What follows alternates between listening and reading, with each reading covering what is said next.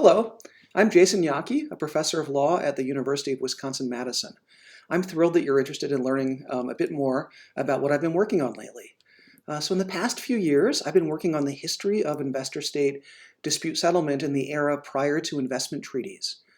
This work has required me to learn a lot about historical methodology and about archival research. I've been mostly focused on the case of France and French investors in Africa in both the colonial and the post-colonial periods. And so my interest developed out of my observation that the theoretical and rhetorical case for the desirability of our modern system of investor-state arbitration often seemed to rest on certain stylized historical claims. Those claims would often make passing references to gunboat diplomacy as the historical alternative to highly legalized investor-state dispute settlement. And the point seemed to be that the pre-modern system of dealing with investor-state dispute settlement was inferior compared to current arrangements, and that by implication, we should accept and perhaps even expand investment treaty arbitration in order to avoid a return to a more dangerous and less legalized practice. And so in a paper published a few years ago in the Journal of World Investment and Trade, I provided what you might call an in-depth legal autopsy of the earliest investor-state arbitration that I could find. That arbitration involved the construction of the Suez Canal in the mid-1800s. The leader of Egypt prohibited the use of corvée labor in the middle of construction, throwing off the whole financial equilibrium of the project. The company claimed a breach of contract, and the dispute was formally arbitrated by Napoleon III.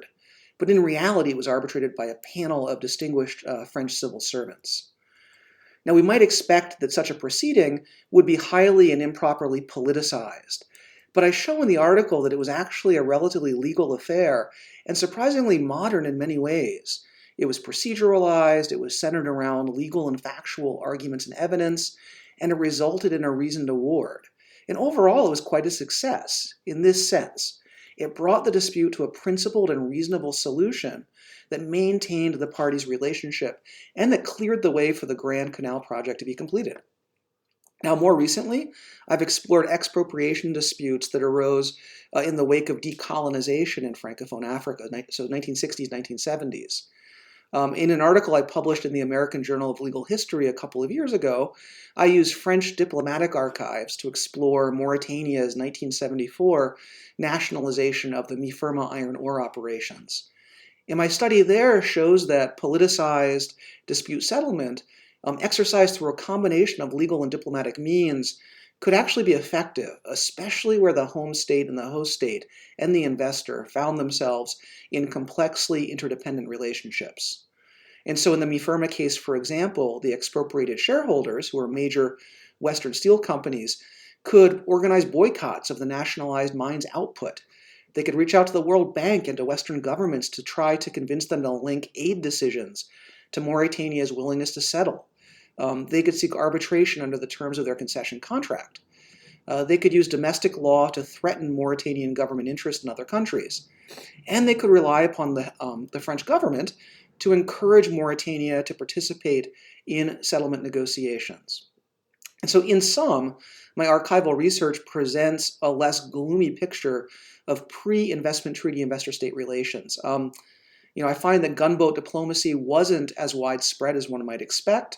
I find that foreign investors and host states were often able to settle their expropriation disputes peacefully and relatively quickly and fairly.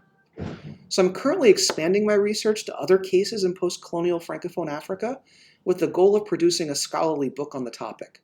I hope that the book will serve to rehabilitate the pre-investment treaty era and to make us less worried about reforming the current system. So that's it. Thanks for listening, and please feel more than free to contact me if you have any questions about my research.